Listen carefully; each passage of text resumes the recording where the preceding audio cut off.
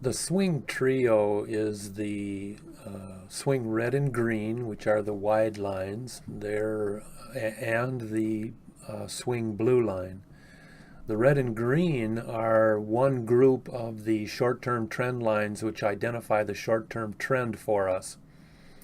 I think you're aware that the power orange and green are the other group, and the trend trio, pink, blue, and yellow, are the third group.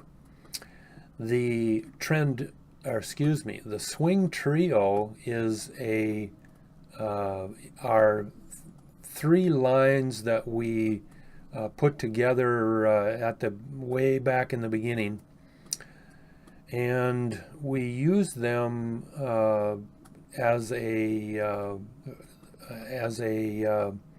there's two different um, indicator lines together, or let me say there's two types of lines together because they never cross each other. The red and green never cross, but the blue is the crossover indicator. In other words, when the blue line, the green is always on the bottom, red always on the top. The blue line, when it is underneath and crosses over the green, that can be a weak start of an uptrend. But when the blue line is traveling over the red, you're usually in a decent uptrend, unless it's a really slow angle. And you can tell that by the proximity of the blue line to the red line. If it's high above the red line, you're in a strong uptrend. If it's almost on top of the red line, you're in a weak uptrend. I've seen many times when the blue line is actually traveling right with the red line, but underneath it. And so the same is true in a downtrend. The swing blue, when it crosses under the swing red, that's the start of a downtrend. And it can be weaker as well, but normally not as much as it's normally fairly strong, but it's much stronger when it crosses under the green and travels under the green and goes down. And so the blue with the red and green is called the crossover indicator line, but the swing yellow line gives us a lot more information. Because remember, the swing blue is a special indicator line, along with swing gray, which is a deep cycle indicator. And those two are you might refer to as our, I say oddball lines, but they're really special use lines within the system. With 22 market force recognition indicators and 7 short-term trend lines. And then you have the 4 bands with upper and lower lines on the candle chart with the long-term trend line. And then you have those 2 odd lines. And so they're grouped together as a trio, but they are slow moving. And yellow moves much faster, but again, we don't depend on cycle to identify cycle tops or cycle bottoms with those swing lines. Your trend red and power red and swing Zion are much faster lines and give us much more information.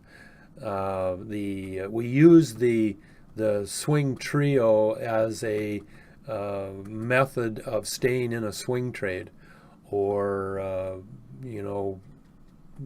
few other things like that. So in this example down here, I'm going to begin by showing you that the blue line is crossed over the green line right down in here.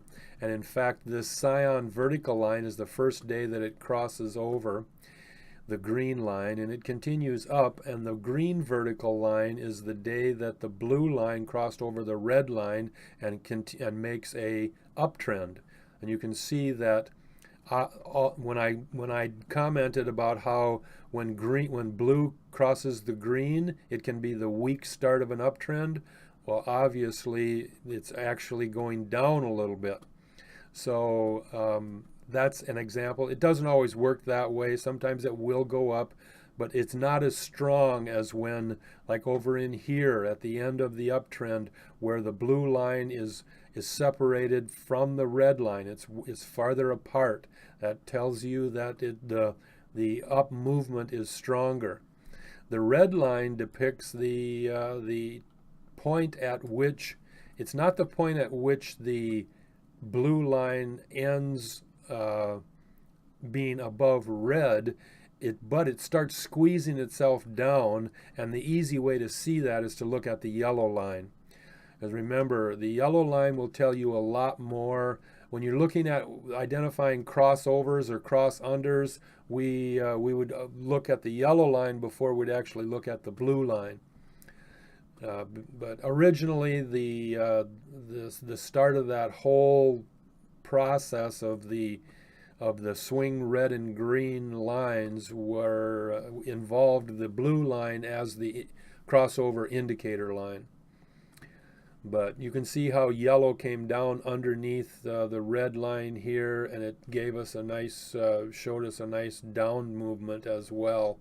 And then the green line right here is the point at which the line is underneath, the blue line is underneath the red line, and the following day, on this day right here, the blue line crosses back up over the red, and you can see we've got some pretty strong candle movements.